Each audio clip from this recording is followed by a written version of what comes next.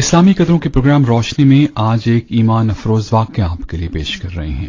سعید Jeddah airport پر بیٹھا ہوا اپنی فلائٹ کا انتظار کر رہا تھا، جبکہ اس کے ساتھ ہی اس کا ہم وطن دوسرا حاجی بھی بیٹھا ہوا تھا، جس کے چہرے سے آسودگی کی تراوت چھلک رہی تھی۔ دونوں حج کے مناسک ادا کرنے کے بعد وطن واپس جانے والے حاجیوں میں شامل تھے۔ اچانک سعید کے ساتھ بیٹھے ہوئے حاجی نے ایک لمبی سی سانس لی اور اپنا تعارف کرایا۔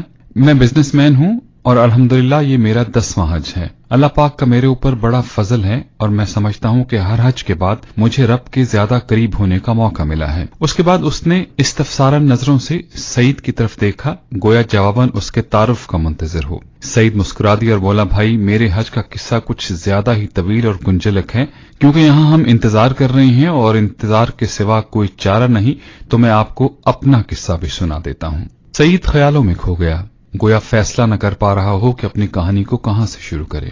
بولا، میرے بھائی میں ایک پرائیویٹ ہاسپٹل میں فزیو تھراپسٹ ہوں۔ میں نے کئی سال اپنی تنخواہ میں سے تھوڑی تھوڑی رقم کٹوا کر اس حج کی تیاری کی ہے۔ اس سال میرے حج کے اخراجات پورے ہو گئے تھے، جنہیں میں ہاسپٹل کے فائنانس ڈپارٹمنٹ سے لے کر نکلا ہی تھا کہ ایک خاتون کو دیکھا جس کا بیٹا ایکسیڈنٹ میں تقریباً معذور ہو گیا تھا، مگر پچھلے 6 ماہ میں میری انتھک محنت، پیار و شفقت اور اللہ کے کرم سے وہ تقریباً 50% ٹھیک ہو گیا تھا، جبکہ امید تھی کہ مزید 6 ماہ کے بعد وہ مکمل صحتیاب ہو جائے گا۔ اس خاتون نے مجھے سلام کیا اور بجھے ہوئے لہجے میں بتایا کہ وہ لوگ ہاسپٹل چھوڑ کر جا رہے ہیں، شاید پھر ہماری ملاقات نہ ہو، لہٰذا میں آپ کو ڈھونڈ رہی تھی، جس پر مجھے کافی اچنبھا ہوا۔ مجھے لگا جیسے وہ میرے علاج سے مطمئن نہ ہو۔ کیا آپ میرے طریقہ علاج سے مطمئن نہیں ہیں؟ میں نے اس خاتون سے سوال کر ہی دیا۔ نہیں ڈاکٹر صاحب، ایسی بات نہیں ہے، آپ نے تو بچے کو ڈاکٹر کی بجائے باپ بن کر سنبھالا ہے، میرا تو رواں رواں آپ کو دعائیں دیتا ہے۔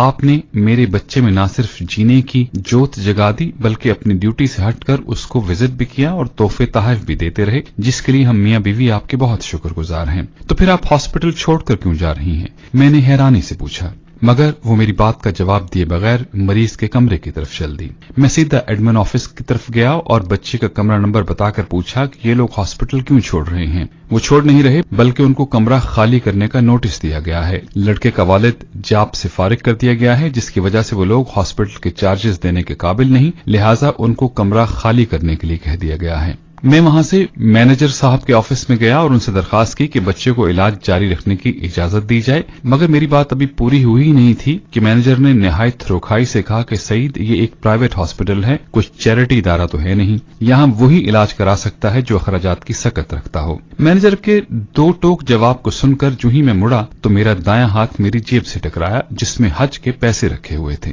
دفتر سے نکل کر میں نے آسمان کی طرف دیکھا اور کہا، اے اللہ، تو اچھی طرح جانتا ہے کہ مجھے تیرے گھر آنے کا کس قدر شوق ہے، اور اب جبکہ میرا خواب ایک حقیقت بننے والا ہے تو اس بچے کی زندگی کا سوال کھڑا ہو گیا ہے۔ اے اللہ، میں مجبور ہوں، مگر تو بے نیاز ہے، میں حج پر نہ آ سکا تب بھی مجھے اپنے فضل سے محروم مت کرنا۔ میں وہاں سے سیدھا اکاؤنٹس آفس میں آیا اور اس بچے کے اگلے 6 ماہ کے اخراجات جمع کرا کے اس کے ڈسچارج آرڈرز کو کینسل کرا دیا۔ الحمدللہ میرا دل سکون سے بھر گیا تھا، مگر حج پر نہ جانے کی کسک اپنی جگہ تھی۔ تو پھر آپ نے جب اپنے حج کے اخراجات اس عورت کے بچے کو علاج کے لیے دے دیے تو آپ حج پر کیسے آ گئے؟ عبدالباری نے بے چینی سے سوال کیا۔